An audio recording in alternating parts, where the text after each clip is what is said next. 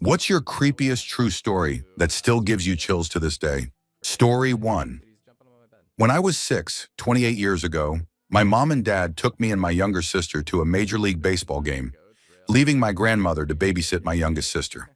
When we got back, my grandmother told my parents that two men had come by the house with photography equipment and asked whether a young girl with red curly hair lived there, saying they had spotted her and believed she would be a great child model for some advertising work they were doing.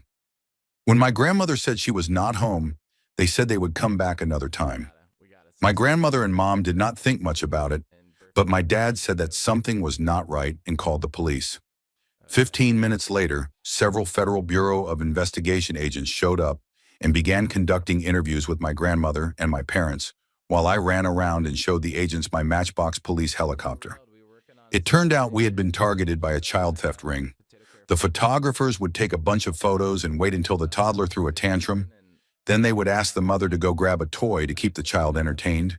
And while the mother was out of the room, they would grab the child and run, leaving everything else behind. The Federal Bureau of Investigation told my parents that my sister had already been sold and would have been out of the country within 24 hours if they had taken her. We were advised to change preschools and other aspects of our daily routine. It still gives me chills to think about what could have happened to her, and needless to say, my mom became very overprotective, and it was a few years before she even trusted us with a babysitter. Story 2. When my mom was young, she and her mother lived in a trailer in the backyard of a family member's house. My mom was about 12 at the time when a man in the neighboring house started staring at her from time to time.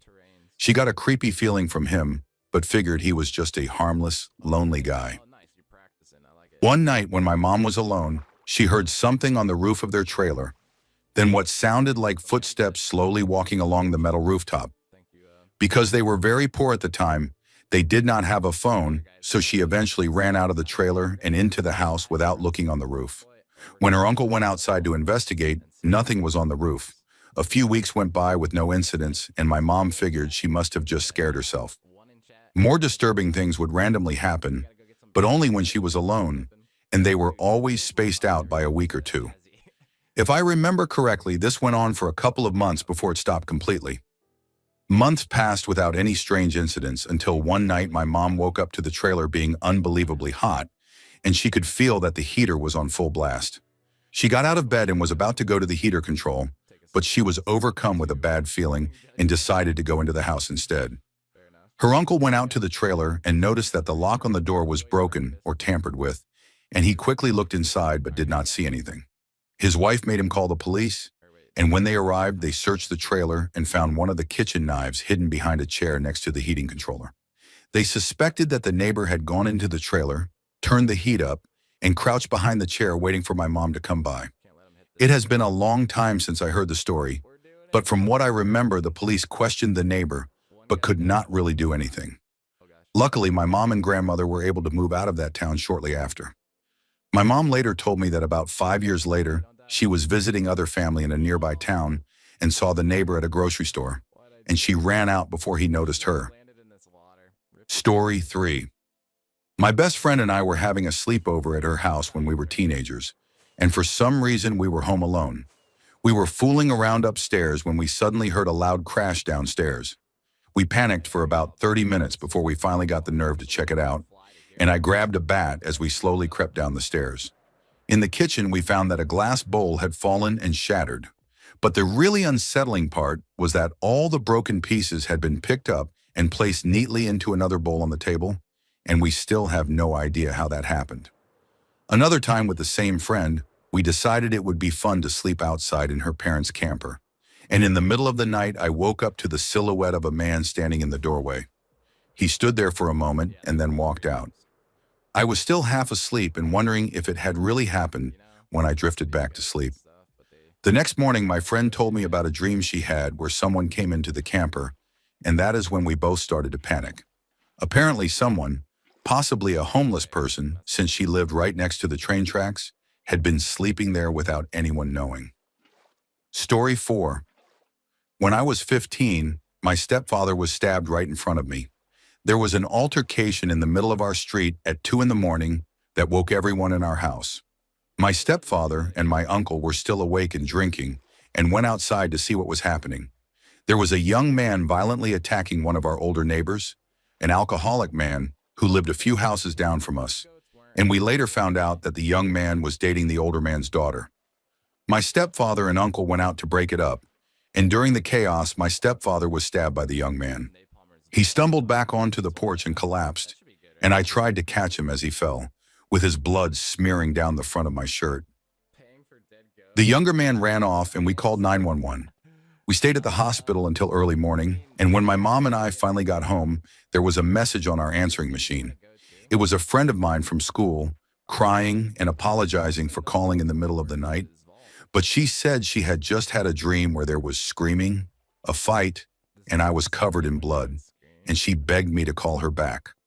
The timestamp on the message matched the exact time of the stabbing. This was in the late 1980s, before computers and even cell phones were common, and I lived on the other side of town from her, so there was no way she could have known what had happened. Story 5. Just a few months ago, while I was still in school, I rented an old house with two of my friends. I lived in the basement while they each had a room upstairs, and several strange things happened to me while I was living down there. The first involved a dog I had just gotten who was about 4 months old at the time. Every now and then, right after I turned the television off to go to sleep, my dog would start whining and growling at one specific corner of my room.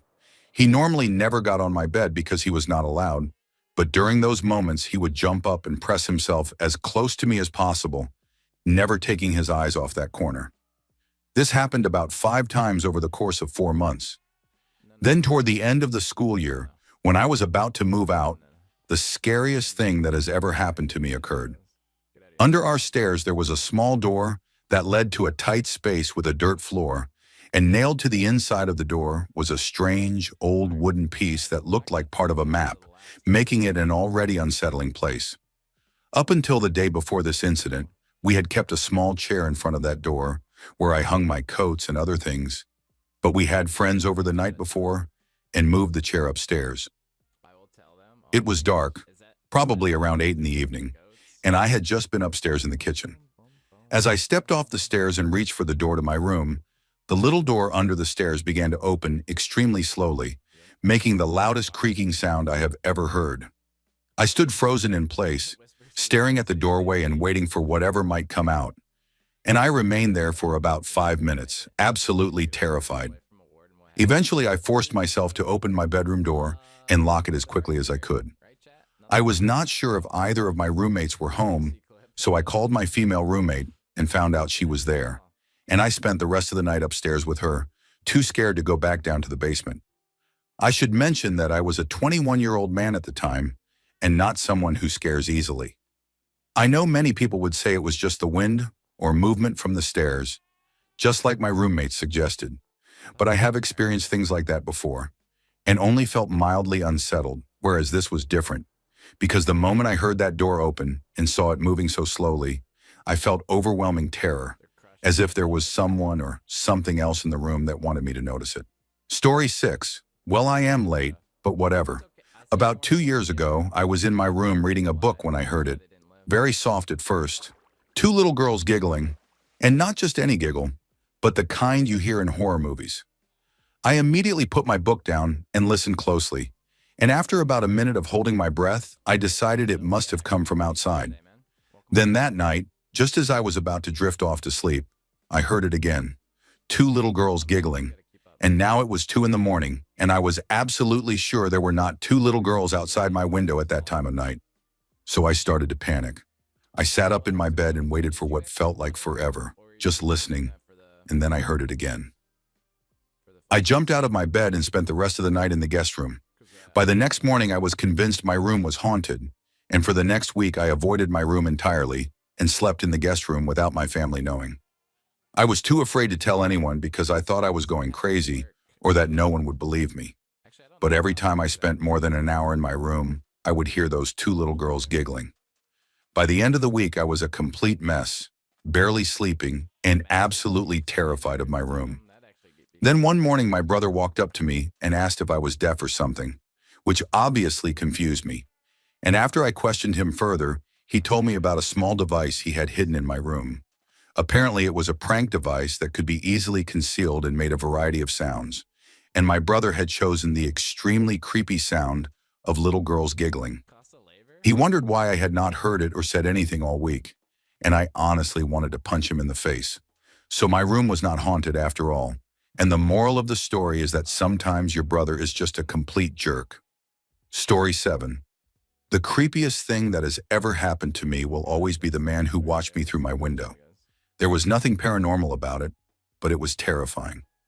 I was texting my girlfriend and playing a game when I heard rustling outside my window. And for context, I live in the basement, which is set up like an apartment at my mom's house. I do not have any curtains, and when I turned off my music player, I could clearly see someone standing there staring at me. This went on for about 10 minutes. I texted my little sister to grab a bat and turn on the lights upstairs, and as soon as the lights came on, the man ran off. I have never felt more unsettled, except for something that happened more recently. One night I thought I imagined a strange rushing sound, followed by a dull impact noise in the middle of the night, and I brushed it off. The next morning my stepfather was cleaning the yard and found the air conditioning cover from the other window well lying in the yard. When I went upstairs to get ready to help wash my mom's car, they told me what they had found and asked if I had heard anything, so I explained what I remembered. Since then, I keep a knife and an aluminum bat nearby at all times. For anyone wondering why we have not called the police again, we did the first time, and they said they could not do anything. And unless someone actually breaks into the house, we are stuck dealing with this person, or possibly people, until that happens. As for people telling me I need to get a gun, I cannot legally have a firearm in the house because of the nature of my mental illness. And while I am stable now, everyone in my household and the state agreed it was best not to keep a gun here, so I stick with my knife and my bat, and a friend may let me use his air-powered pellet gun. Story 8. The creepiest thing I can remember ever happening to me did not involve anything paranormal. I was walking to the store late at night, probably sometime between 11 in the evening and 1 in the morning. I do not remember exactly, but the streets were completely empty. I live in the Bronx, in an area that is not considered very safe, but I grew up around the rougher people in the neighborhood and learned not to be constantly afraid because many of them actually look out for their neighbors, even if they are not kind to outsiders. As I was walking, everything was quiet until I heard footsteps behind me. And being cautious, I turned around and took a long look at the man so I could remember his face in case I ever needed to identify him later, which is a habit you develop growing up in an unsafe area. I am a short girl, about 5 feet 1 inch tall, and this man was nearly twice my height, which made me uneasy, but I kept walking and acted normal. After a while, he caught up to me and asked if I was Dominican, and I answered yes without stopping. Then he asked if I was 18, and at the time 3 years ago, I was only 17, so I said no and prepared to cross the street because he was making me uncomfortable. As soon as I said no, he looked disappointed, said never mind, and ran away. It was a small interaction, but it deeply unsettled me because I still think about what might have happened if I had told him I was 18 and what exactly he was planning to do. Story 9. My boyfriend works the night shift, and I was asleep alone in the house when I was woken up in the middle of the night by my puppy whining in the living room, and I assumed he needed to go outside. I was just about to open the back door when I heard a strange scratching and clicking sound coming from the front door, like someone was sticking something into the lock. I went to check and could see the silhouette of someone standing there through the window in the door. And then I noticed a second figure standing by the living room window, although it was too dark to make out any features. I knew they could see me because I did not have any blinds at the time, and they just stood there watching. I panicked and called the police, then called my dad, and I hid in the kitchen where I was out of sight of any windows while I waited for help to arrive. My parents live across town and got there before the police did, and by that point the people were gone, but the neighbors across the street were awake and had seen a car parked there. I stayed at my parents' house that night, and when I came back home the next morning, I noticed that a basement window had been partially kicked in. I had a security system installed the very next day, and I still have no idea who those people were. Story 10. This was a kidnapping attempt that happened in the 1980s. I was visiting a friend in a Sacramento neighborhood late at night when I was around 9 or 10 years old, and three of us decided to walk several blocks to play near a park in elementary school at around 10 in the evening. We were playing with a frisbee in the street in front of the school when it landed in the road just as a white van pulled up and stopped, as if to let us retrieve it. I walked toward the van, grabbed the frisbee, and stepped aside to let the van pass. But as it moved forward, the sliding door suddenly opened, and a man dressed entirely in black rushed out and tried to grab me. He was wearing a harness, and the van had been rigged with a telescoping mechanism that allowed him to extend several feet out of the vehicle while suspended, similar to effects used in haunted houses, and it was controlled by another person inside the van who was also dressed in black, meaning there were at least 3 people involved. I narrowly avoided being grabbed, and all 3 of us ran toward the school, jumped a fence about 6 feet tall, ran through bushes along the fence line, and then jumped a second fence that was roughly 15 feet high, which allowed us to get inside the school grounds. We were terrified and could hear the van driving around, assuming they were searching for us, and we eventually found a way to get onto the roof of the school from the inside. From there, we watched as the van slowly circled the school for at least 30 minutes, clearly trying to locate us, which made everything even more frightening because it felt like they did not want to leave witnesses behind. This was before cell phones, so we stayed hidden until about 45 minutes after we last saw them, and it even appeared that some of the people were searching on foot. Eventually, we made our way back to my friend's house and never told our families because we were afraid we would get in trouble. Story 11. This is not supernatural, just deeply unsettling human behavior. In the late 1990s, I went to a yard sale about 6 blocks from my house in a fairly small town and found a silver cigarette case that I thought would make me look stylish and sophisticated at the bar. I bought it for $2 from a man who was at least 85 years old, and when I took it home, I immediately dropped it on the sidewalk and dented one corner, but it still looked good enough to use. After a few trips out, it became inconvenient because it only held 8 cigarettes, so I tossed it into a nightstand drawer and forgot about it.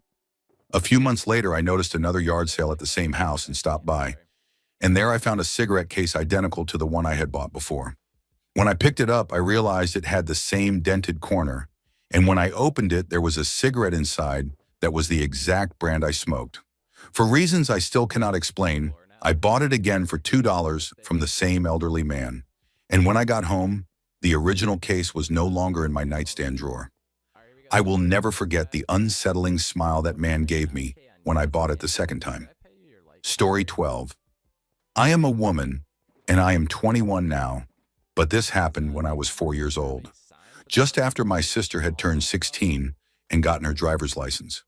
It was probably September, since she had received her license in July, and she was my half-sister from my father's first marriage, living with her mother and stepfather while I lived with our father and my mom about 30 minutes away. My dad worked late hours and my mom traveled frequently for work, so I spent a lot of time with babysitters until my sister got her license, and eventually my dad allowed her to pick me up from the babysitter after school and take me to her mom's house until he finished work, which she was incredibly excited about. Even though I was only 4, I remember this event vividly, and while I forgot some parts over the years, my sister later confirmed most of what I remembered and filled in the rest. One of the first times she was allowed to drive alone with me, a white pickup truck began swerving behind us shortly after we pulled onto the main road, and after several turns it was still following us, even mirroring her lane changes, with tires squealing as it aggressively stayed behind us. The man became increasingly hostile, honking repeatedly, swerving, pulling up beside us, and making threatening gestures. And although I do not remember his face clearly, I remember the expression of intense hatred on it. At a large 4-way stoplight, he pulled in front of us, blocked our car, got out, screamed at us, lifted his shirt to show he had a gun, and approached our vehicle, at which point my sister covered me, told me to close my eyes, and sped through the intersection to escape. He followed us to my house, blocked us into the driveway, got out again with the gun, and my sister had to drive across the lawn and back onto the road to get away. He continued following us, hitting our car with his truck and trying to force us toward heavy traffic, even making a throat-slitting gesture, until my sister finally pulled into a gas station and told me to unbuckle, jump out, and run inside to ask the cashier to call 911. I did exactly that, and she followed moments later. And although the man searched her car, he fled before police arrived.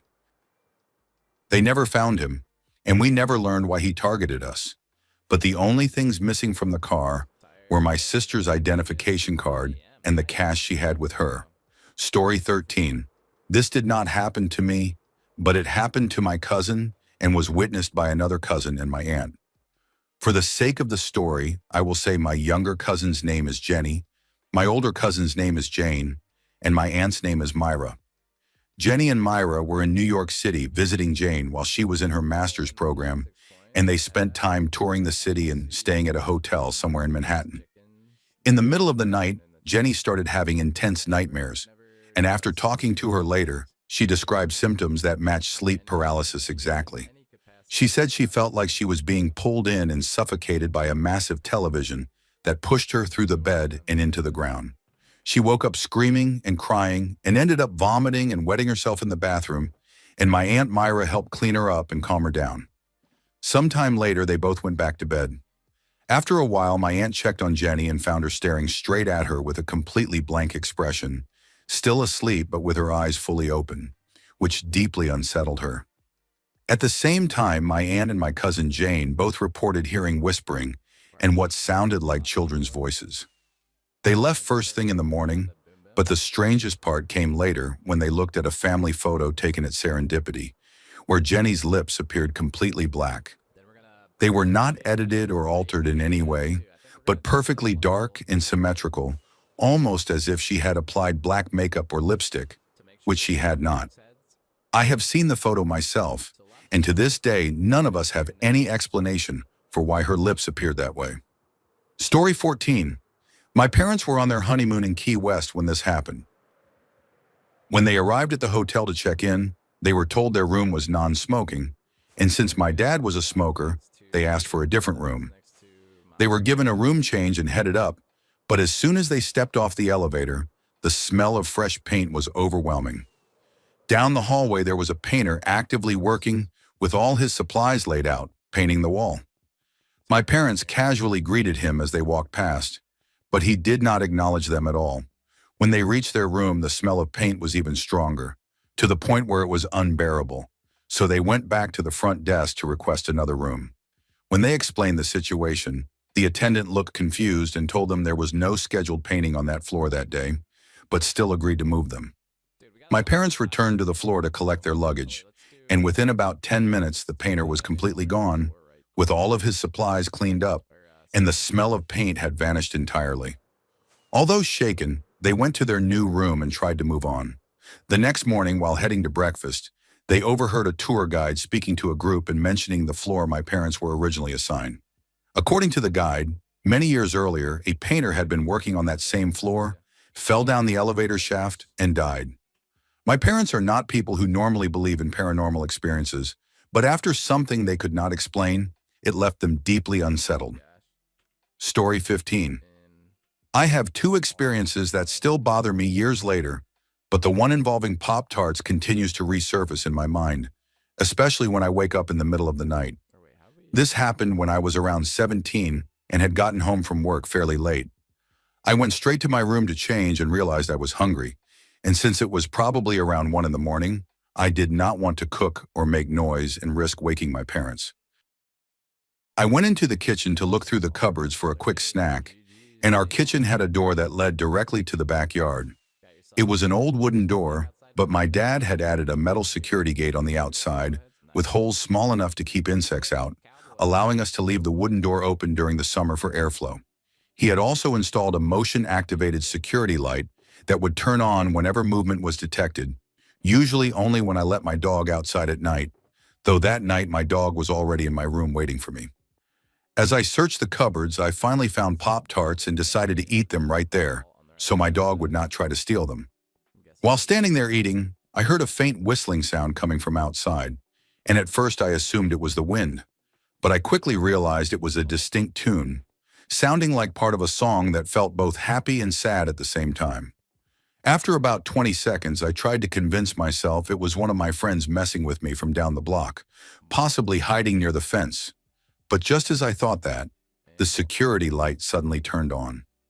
I scanned the yard and surrounding area but could not see anyone or anything that could have triggered it, and the whistling continued. I started to panic, frozen in place, wondering who could be out there, when suddenly the whistling grew louder and I saw the handle of the metal security door moving up and down as if someone were trying to open it. I could clearly see through the metal gate that no one was there, yet the handle kept moving and the whistling sounded like it was right outside the door. With the lights still on and nothing visible, I dropped the Pop-Tarts, ran back to my room, slammed and locked the door, and hid under the blankets with my bat and my dog. After that night, I never went into the kitchen late at night again. Story 16.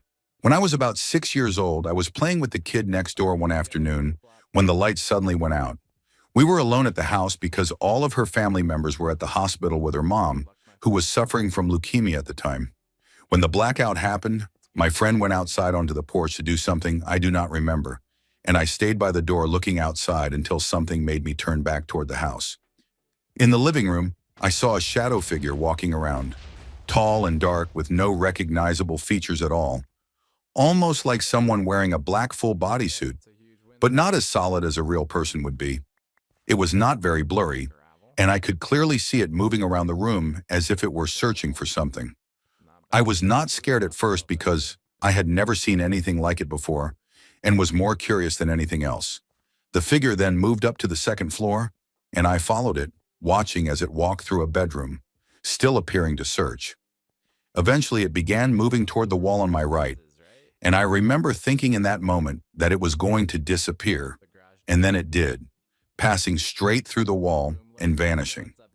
I forgot about this entirely until I was around 17 years old, when I was watching one of those real ghost story television shows in Japan that air every summer before the Obon holidays. One man described seeing shadow figures in a hospital where he had been staying for several months, and he said he often noticed them near people who were about to die. Hearing that sent chills through my body, because I remembered that my friend's mom passed away about a week after I saw that shadow figure. And ever since then, I have wondered if what I saw was death itself, or whatever comes to collect someone when they are about to die. Story 17. My older sister has always been somewhat clairvoyant as long as I have known her, and she has often sensed things before they happened, including sudden deaths of friends and strange streaks of luck, sometimes warning us long in advance. At one point, she was living near an old hospital in Las Vegas and was walking home from the bus stop late at night after work when she realized something was following her. She described it as a dark, hulking shape about the size of a large Rottweiler, but hunched at the shoulders, and although it resembled an animal, it moved far too fast, darting from bush to bush along the neighboring yards while making a direct path toward her. As she hurried toward her house, it began laughing in a manic way, while also growling at the same time, and she noticed a strong smell of something rotten and sulfur-like, similar to rotten eggs. It followed her for nearly a quarter of a mile, shaking bushes beside her and trying to draw her attention, and even began making sounds as if it were speaking to her while laughing. Eventually, she stopped under a streetlight and shouted at it to leave her alone and stop following her, and at that point it paused, seemed confused, and began to grow slightly larger while growling again. A neighbor then came outside to go to work and witnessed my sister standing her ground, yelling at what he described as a very large and twisted dog, telling it that it would find no victim there and that its words had no power. The neighbor later told me that the creature tried one last time to approach her before turning and speeding away faster than anything he had ever seen, and he also mentioned noticing red eyes, although only after I asked him to repeat the story several times. About a week later, a boy in the neighborhood was arrested for killing his younger brother with a large hunting knife, and according to a newspaper article, he told police that a demon had been visiting his window every night and whispering to him to kill his family, describing it as a hunched animal that laughed and growled at the same time, just like what my sister encountered. Story 18. Once my father went camping in early spring at a non-commercial campground, the kind that is more secluded and usually has no camp manager or facilities, And because it was still cold, especially at night, there were very few people there. The only campers nearby were my dad, a few of his friends, and an old beat-up Chevrolet truck parked a few sites away with a makeshift camper attached to it. Wanting to be polite, my dad and a couple of the others went over to introduce themselves to the man staying there and let him know to speak up if they were being too loud during the weekend. The man seemed friendly enough, thanked them, and appeared to have been there for weeks with a clothesline set up and everything. Over the 3 nights they stayed, they waved to him occasionally and even invited him over for coffee one morning. But after not seeing or hearing from him for a couple of days, they assumed he was keeping to himself and finished their trip. As they were leaving the campground, they drove past his campsite and noticed everything was still set up exactly the way it had been before. My dad was driving toward the exit when a friend in the truck suddenly told him to stop because he thought he saw something, and my dad realized he had seen it too out of the corner of his eye, but initially thought it was just a trick of his mind. It was not, because the man was hanging from a tree, not a trash bag meant to keep animals out. They all got out and called 911 with poor reception, and the scene was deeply disturbing, with clear signs that the man had been there for some time. My dad later said there was a note attached to the tree with a large knife, but he was too shaken to read it and still talks about how badly he wanted to cut the man down, even though it was obvious he could not be helped. Police and emergency services eventually arrived, thanked them for reporting it, and sent them on their way after asking a few questions. What makes this story especially unsettling is that it happened at my dad's favorite campsite, the same one we were staying at when he finally told us about it years later, waiting until we were grown before sharing what he had seen. Story 19. My life is about as mundane as it gets, but this is what happened to me while working at a summer camp where counselors and campers stay overnight for a full week. I hated my assigned room because the bunk beds and walls felt too cramped, so I secretly started sleeping in the staff lounge instead. The staff lounge entrance had a simple electronic lock that required a 4-digit code to open, and I found the couches far more comfortable than my bed, making sleeping at camp much more enjoyable, at least until this one night. Because it was summer and the nights were usually warm where I lived, I did not need blankets as long as the ceiling fans were off, but that night I woke up shivering. Rather than panicking, I simply piled a few extra couch cushions on top of myself and tried to go back to sleep. As I started drifting off, I heard footsteps approaching the door, and there are about 5 steps leading up to it that creak even under the slightest pressure. I assumed someone was coming in for a late-night snack and began falling asleep again when I heard the error beep from the lock, signaling that the code had been entered incorrectly. I brushed it off, assuming someone had mistyped the last digit, but then it happened again, 4 beeps followed by another error sound. Slightly annoyed but still unconcerned, I started to sit up to call out the code when I froze after hearing another error beep. All of us counselors had the code memorized since we accessed the lounge frequently, and campers were heavily supervised at night, so it made no sense that someone could not enter it correctly. After the 5th failed attempt, the footsteps began moving away from the door, but what terrified me was how it happened. I listened closely and never heard breathing, nor the sound of carpet shifting as someone turned around, which meant whoever it was walked straight back down the steps in complete darkness, backward. The most frightening moment came after the footsteps stopped, when I heard a small voice rise slowly from the base of the steps toward the couch, too unnatural to belong to a real child. Seconds later, a deafening bang slammed into a nearby wall, causing me to scream and completely lose control in fear.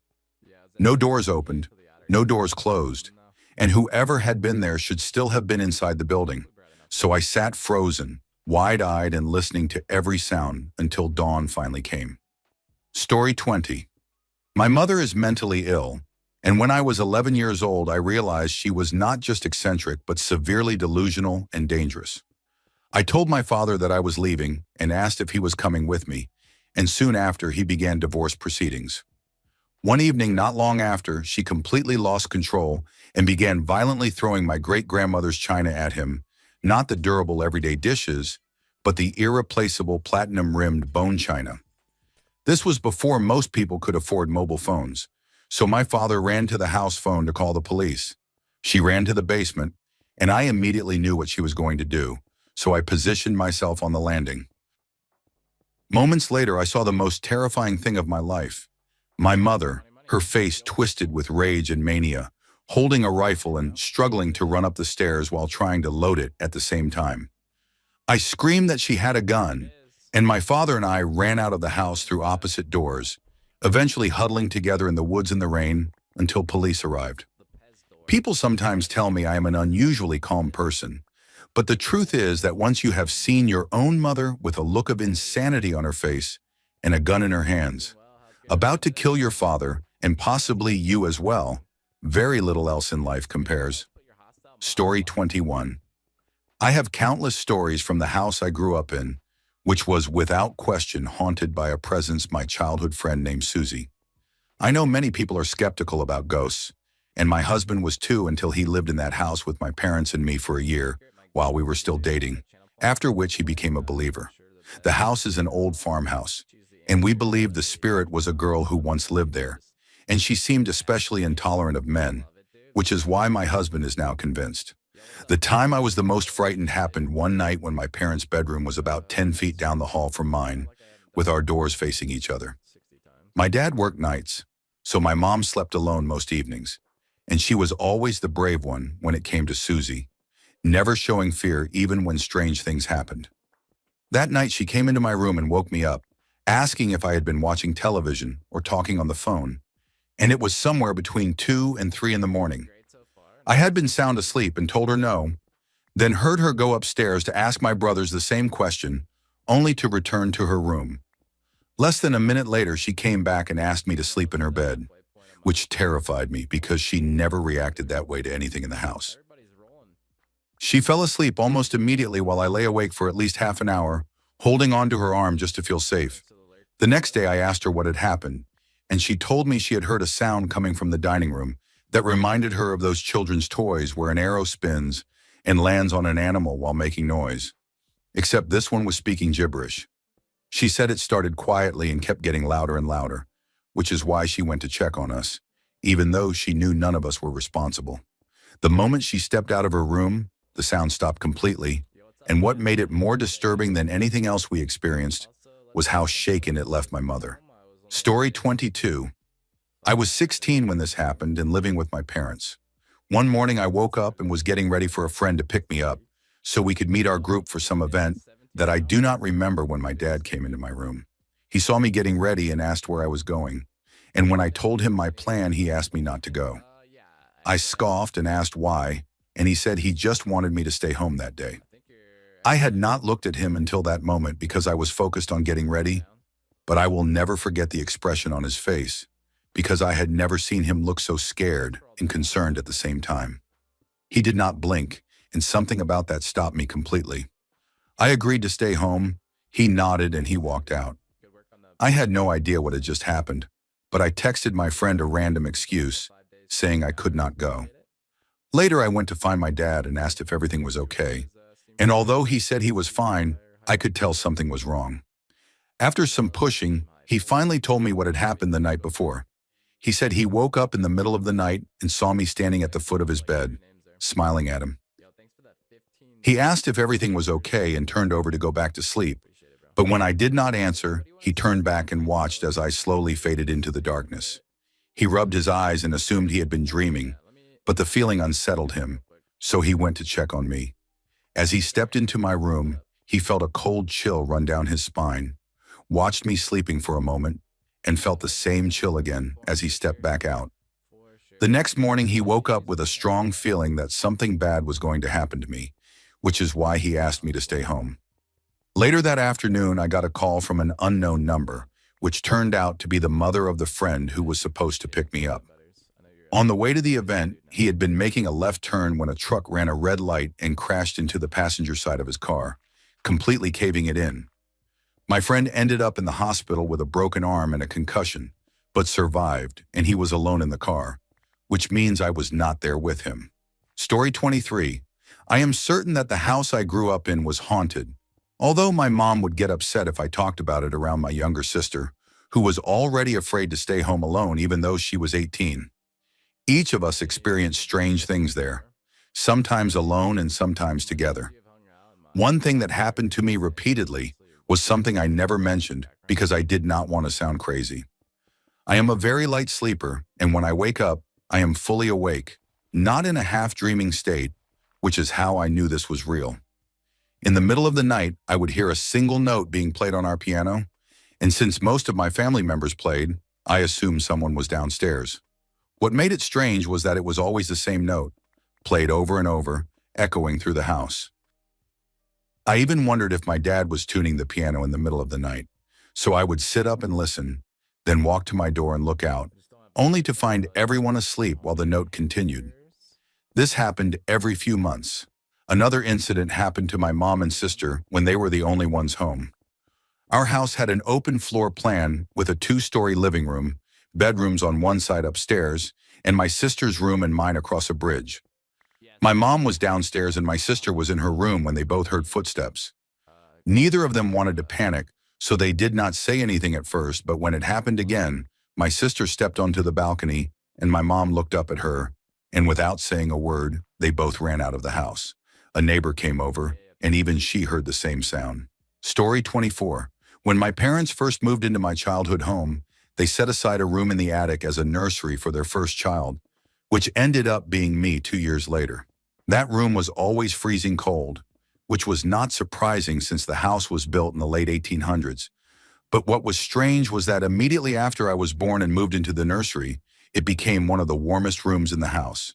As time went on, odd things started happening there, with wind-up music boxes slowing to a stop and then suddenly starting again on their own, and my parents hearing me giggle and move around at night as if I were playing with someone. Once I was old enough to talk in full sentences, my parents asked me who I was talking to at night, and I calmly told my mother that it was my old lady. When she looked confused, I asked her if she could not see the woman standing in my closet.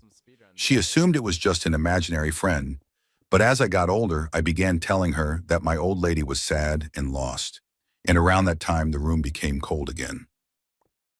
When I was 3 and my mom was pregnant with my younger brother, my grandmother, who followed paranormal television shows closely, suggested that children can sometimes see spirits, and that spirits who realize they are trapped become distressed, and that a child could help them by telling them to go toward the light.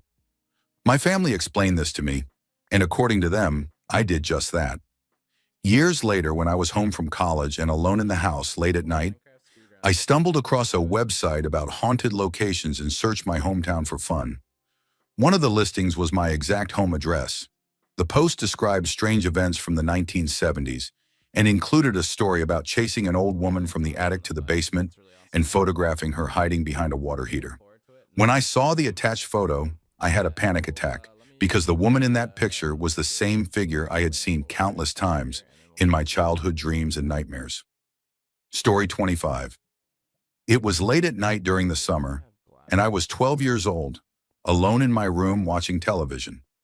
I started getting tired, so I turned everything off to go to sleep, but I kept hearing rustling sounds coming from the kitchen, which I assumed was my stepfather, since he was a night owl and often stayed up late. As I lay there, my mind started racing, and I began thinking about what I would do if it were actually an intruder, running through different scenarios, including grabbing a knife from the kitchen counter. I had used that knife earlier in the evening and knew exactly where I had left it. My thoughts were interrupted when I heard someone walking down the hallway toward my room. I quickly closed my eyes and pretended to be asleep as my door slowly opened. But I could not keep my eyes still, and when I looked, I saw a tall, lanky man at the foot of my bed leaning over me, resembling Ichabod Crane, extremely thin and at least 6 feet 5 inches tall. He reached a hand toward me, and I immediately jumped up and firmly told him to get out of my room. He became apologetic right away and claimed he was looking for a friend who used to live there. We were now standing in the hallway when he asked to use the restroom, which struck me as strange, but my first thought was my little sister sleeping in the next room, so I said yes and went to check on her, finding her still asleep. When I turned around, he was right behind me, but now his pants were undone. I walked straight to the kitchen, grabbed the same knife I had pictured earlier, pointed it at him, and loudly told him to leave the house immediately. He started shaking, apologizing repeatedly, and ran out the front door, which I locked behind him.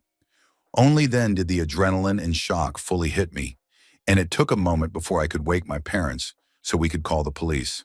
The police dusted for fingerprints and determined that he had been watching me through the back window, and my room, which was the last one down the hallway, was the only one he had approached.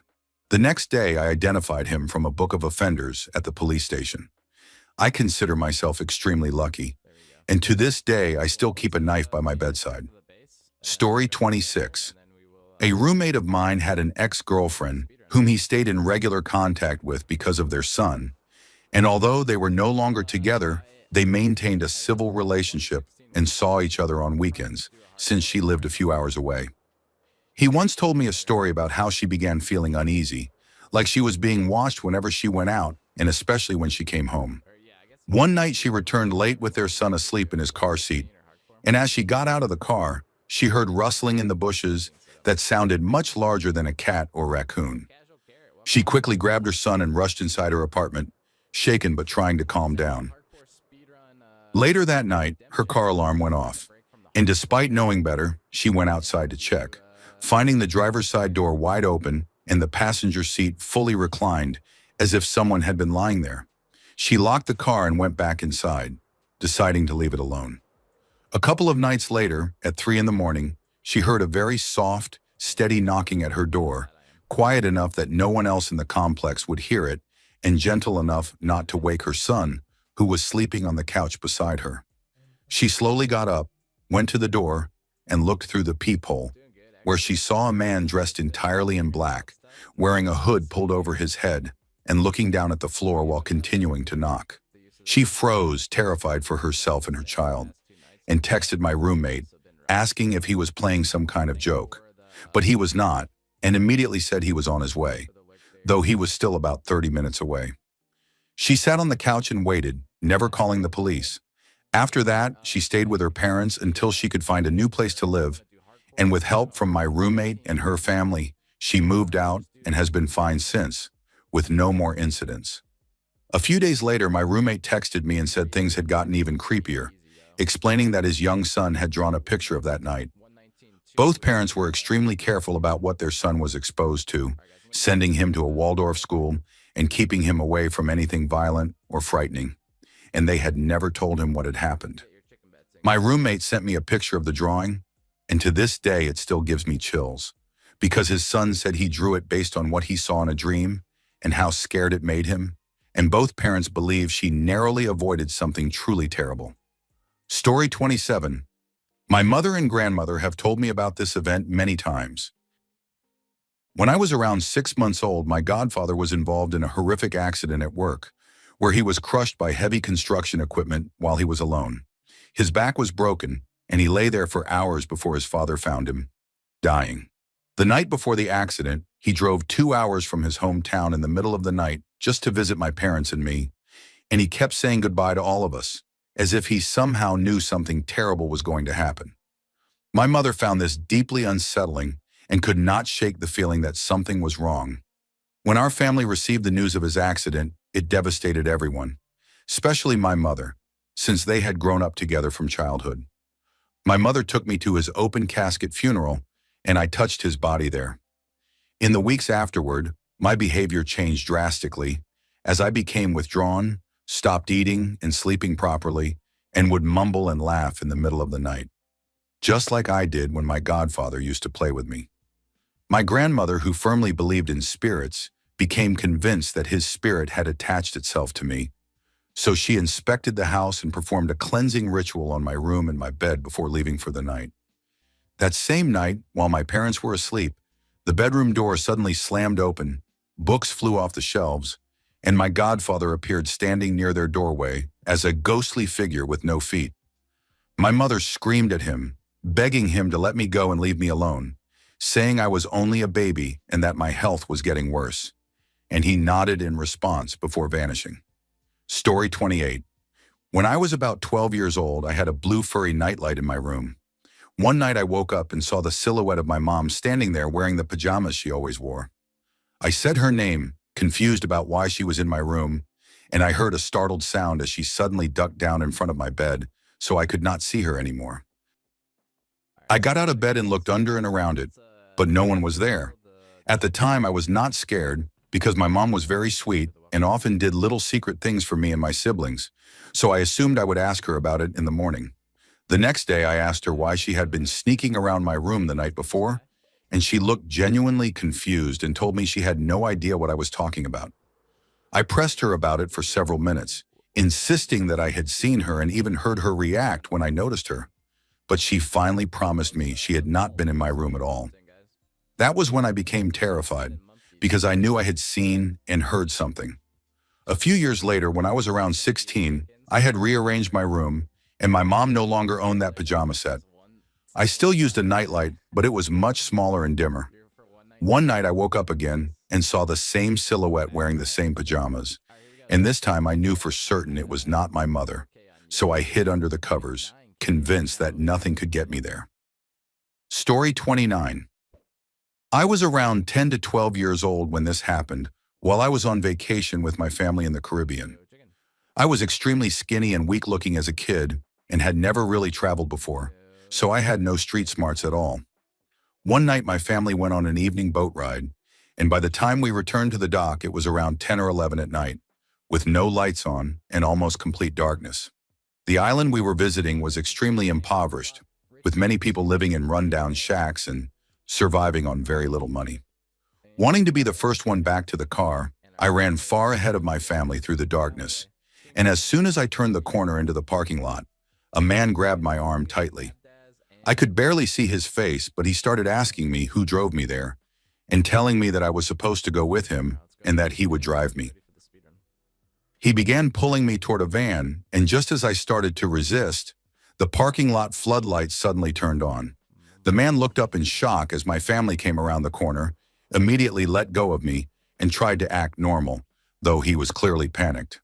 That remains one of the creepiest experiences of my life, and I think about it often, especially realizing years later how dangerous the situation truly was and how differently things could have ended if my family had arrived even half a minute later. Story 30. I live in a relatively small town that happens to have 2 universities, one of which I attend. One night last year, I was out of the house with one of my roommates, while our other roommate, a girl, was home studying or sleeping. Around 11 in the evening, we got a call telling us to come home immediately. She explained that she had woken up to get some milk from the fridge when she looked over and saw a man trying to climb in through a window. At the time, we lived in an older house with those wooden lift-up windows, and many of them either had no screens or screens full of holes, making them mostly useless.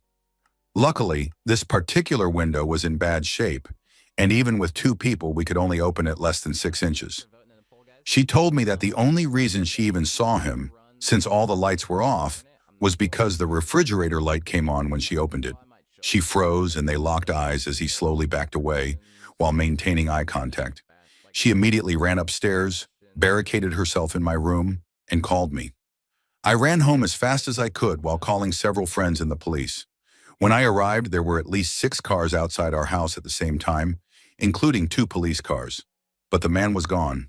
The following week, a man was arrested in our town for breaking into a college girl's house while she was home alone and sexually assaulting her. It turned out my roommate was almost one of his victims, and she was not the first person he had targeted. Story 31. We rented the top 2 floors of a 2-family house that had previously belonged to an elderly woman who had passed away not long before, which was the reason the place was available. When I asked the neighbors if she had died in the house, they avoided the question. I had the attic to myself, which was great because it included 2 large bedrooms, one used as a living space, and a third mostly for storage. The problem was that there was a lot of unsettling old stuff left behind. Terrible flooring, old paint, and a 4th attic room that the landlord explicitly told us we were not allowed to use. The room connected to it was painted blood red, and inside there was a bed with crutches and a folded American flag on top, old fur coats, a wheelchair in the closet, and black and white photographs covering the walls. It was not a room you wanted to sleep near. Everyone who visited asked about it, and most of them said the attic felt haunted. After I fixed the floors and painted the walls, it became easier to forget how close that room was, but something about it still felt wrong, especially at night. To feel safer, I placed three 25-pound weights in front of the door and leaned a broom against it so I would hear it fall if the door moved. I am a light sleeper, so it gave me some comfort. One night, around 4 in the morning, I woke up to find all the weights moved across the floor about 4 feet, the door wide open, and the broom lying across the room. The feeling that hit me was pure dread. My stomach dropped. The hair on my arm stood up, and I ran out of the attic and could not sleep there for a long time. Eventually, I put a heavy dresser in front of the door, with weights on top of it, and never had another incident, but that night still haunts me. Story 32. This is something my grandmother told me, passed down partly from her grandmother and partly from her own experiences. She was born and raised in a very old house, so old that it was built with wooden pegs instead of metal nails. And during the Civil War, wounded Confederate soldiers were hidden and cared for in the attic. At one point, the family owned large cotton and corn fields and had slaves. According to my great-great-grandmother, there was a young boy who liked to play under the house and was considered a bit slow, so he was not trusted with much work. He would often be heard bouncing a small rubber ball against the underside of the house, which was raised on beams near a river. One day while playing, he began digging a hole under the house, and for reasons no one understood, buried his head in the dirt. At that moment, a heavy piece of wood fell from the underside of the house, trapping him. Unable to move it, he panicked and suffocated. Everyone else was working in the fields, so he was not missed until dinner, and when they finally searched, a dog kept whining and trying to lead someone under the house. He was eventually found and buried in the family plot. A few days later, the family began hearing the familiar thump of a ball bouncing under the house, and sometimes the ball would appear on the hearth in the living room, where the boy used to lie under the house near the chimney. Years later, not long before the house was condemned, I stayed there overnight with my grandmother during the winter. We had a fire going and were sitting quietly, her knitting and me reading, when we heard a steady thumping sound coming from behind a closed door that led to the stairs and up to the attic. My grandmother calmly opened the door, and a small red rubber ball rolled out across the room and stopped on the hearth.